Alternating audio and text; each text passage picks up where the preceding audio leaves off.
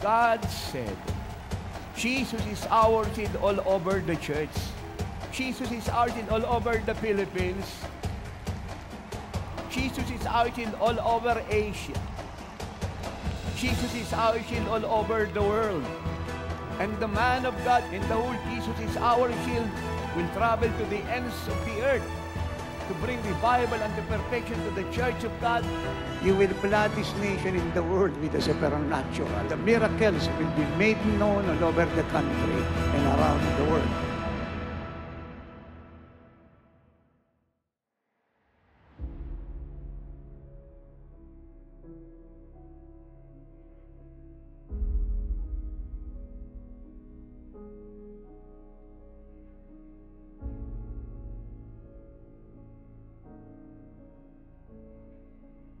Ako po si Sister Christine, taga Santa Mesa, Maynila. Ang buhay ko po noon, nang ako'y wala pa sa Jesus Our Shield, isa po akong babaeng walang preno sa sarili. Mabilis magalit, walang pag-ibig sa puso. Ako din po ay palamura, bossy, gusto ko ako lang yung laging nasusunod. Nung ako'y bata pa, ako'y nakaranas ng matinding trauma dahil sa edad na 8 years old, ako ba'y na-rape at nagbunga nga po ito ng matinding hinanakit at pagre-rebelde sa aking buhay. Naisip ko na wala nang saysay ang buhay ko. Natuto akong uminom, magdamag kasama ng mga barkada ko, manigarilyo. Umuubos din ako ng isang kaha mahigit na sigarilyo. At sa edad niya po na 13 years old, ako po ay nagkaanak. Naranasan ko rin po ang magtrabaho sa bar para lang po mabuhay ang anak ko. Dito ko po natutunan ng sumama kung kani-kaninong lalaki.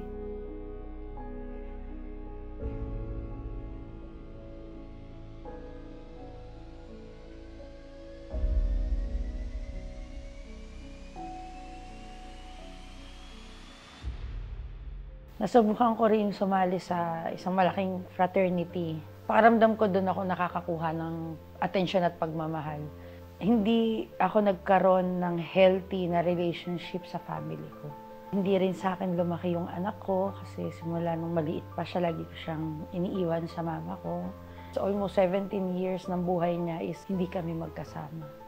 Galing din po ako sa iba't ibang ministry. May kulang, may hinahanap ako na talagang makakapagpabago sa akin kasi nakakagawa pa rin po ako ng kasalanan. Nagkaroon nga po ako doon ng karelasyong babae. Ako po ay tuluyang nalubog sa kasalanan. Dito po ako natutong mag-drugs. Dumating ako doon sa point na hindi na ako nakakakilos ng walang drugs yung katawan ko. Ako yung nagtinda ng ipinagbabawal na gamot. Umabot po ako sa kilo-kilo po yung ibinibenta ko that time. Hindi po ako basta pusher, naging supplier po talaga. Hindi ko namalayan na lubog na ako dun sa kasalanang ginagawa ko. Dumating na nga po sa point na nahuli ako, that was July 2013.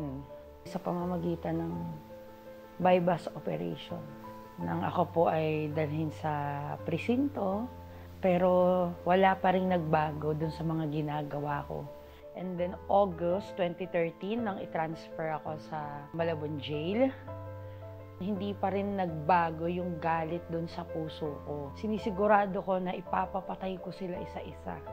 Gaganti ako. November 2016, nang masentensyahan ako ng life imprisonment. January 2017, nang dalhin ako sa correctional.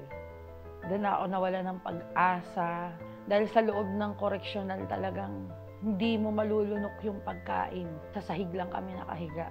Sobrang hirap ng situation. Doon ko na na-realize na totoo na yung kinahaharap ko. Hanggang sa dumating yung time na nagkasakit yung mama ko. Nagkaroon siya ng aneurysm at isang araw, bedridden na siya. Nilapitan ako ng isa naming kasama roon at pinarinig niya sa amin ang turo na pinakikinggan niya gabi-gabi sa radyo. Doon nagsimula na marinig ko ang turo ni Apostle Renato Carrillo. Walang church na kumukup-kup sa amin. Pero patuloy pa rin kami nagpupuri sa Lord sa pamamagitan lang ng pakikinig sa radyo. Sa hagdan lamang kami nakikinig. Doon po namin na-encounter at naranasan na talagang wala nang tigil sa pagtulo yung luha namin. Doon na namin isinuko lahat ng galit, hinanakit, puot. Nararamdaman namin yung mga masasamang espiritu sa katawan namin nagwawala. Aalis na lang sila ng kusa. Pag sinasabayan namin yung panalangin ni Tatay, na-experience po namin na nakaamoy po kami ng insenso that time. Naniwala po kami na noong time na naamoy namin yun, yun na yung sagot doon sa panalangin namin. Na ang bawat isa sa amin naniniwala kami na kami makakalaya. Hanggang sa dumating yung araw na nakalaya ang isa naming kasama. Nakakuha po siya ng brochure po. Kinontak niya po at sinabi niya nga po na nangangailangan po ng church ang Correctional Institute for Women. Nagsimula na po magturo ang Jesus Our Shield Worldwide Ministry. Iba yung presensya na nararamdaman namin, lahat nag-aawitan, nagsasayawan. Grabe yung presence ng Lord na dala-dala nila doon sa lugar na yun. At naramdaman namin talaga yung pagmamahal ng Diyos sa pamamagitan ng pastor ng Jesus Our Shield. Binago ng ministeryong ito yung pananaw namin, kaya ganun na lang kami kapuspos at kagalak.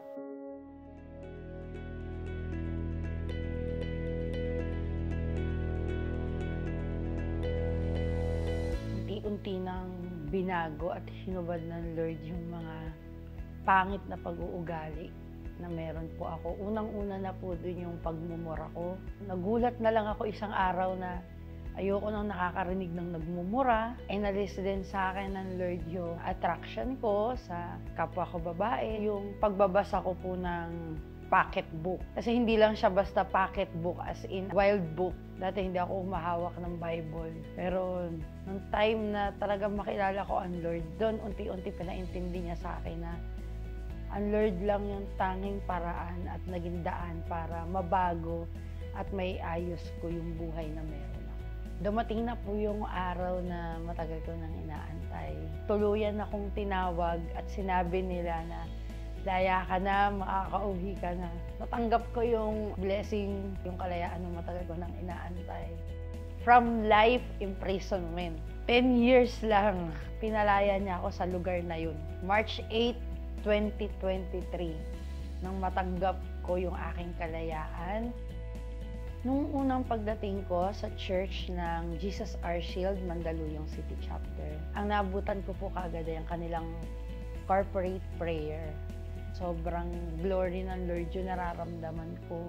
Sa paglabas kong yun, winelcome niya ako. Naramdaman ko yung yakap niya sa akin. Tuluyan niya akong pinalaya dun sa lahat ng takot na nararamdaman ko that time. Nung March 12, 2023, yun yung unang beses na pumunta ako sa Jesus Our Shield main church. Hindi ko inakala na makakapunta ako dun. Kasi nakikinig lang ako dati sa radyo. And then that time, nandun na ako. Pagtapa ko pa lang dun sa pintuan papasok sa main church, naghihigpit na yung puso ko. Hindi ko alam bakit. Nung habang umaawit sila, sumabay ako sa kanilang awitin. At pagkatapos niya ng awitin, nakita ako po yung paglabas ni Tatay Apostol Renato Carillo. Doon ko na po naramdaman yung presensya ng Lord na talagang totally surrender sa Panginoon. Pakiramdam ko talaga ang linis-linis ko. Wala akong bahid ng kasalanan that time. Hanggang sa nagsalita na si Tatay Apostol, nakita ko sa kanya kung paano tinuruan ni Jesus Christ yung mga apostol niya noong unang panahon. Inilalapit niya talaga yung puso niya sa amin. Tunay siyang lingkod ng Lord. Kasi sa bawat lumalabas sa bibig niya, hindi yung sarili niya yung gino-glorify niya, kundi ang Lord. Experience ko na tumayo sa harapan nung nagtawag si Tatay ng mga magpapa-deliverance. May mga naiiwan pa dun sa puso ko na hindi maganda, mga sa isip ko. Naramdaman ko na pagtapos ng pananalangin ni Tatay, malayang-malaya na talaga ako sa lahat.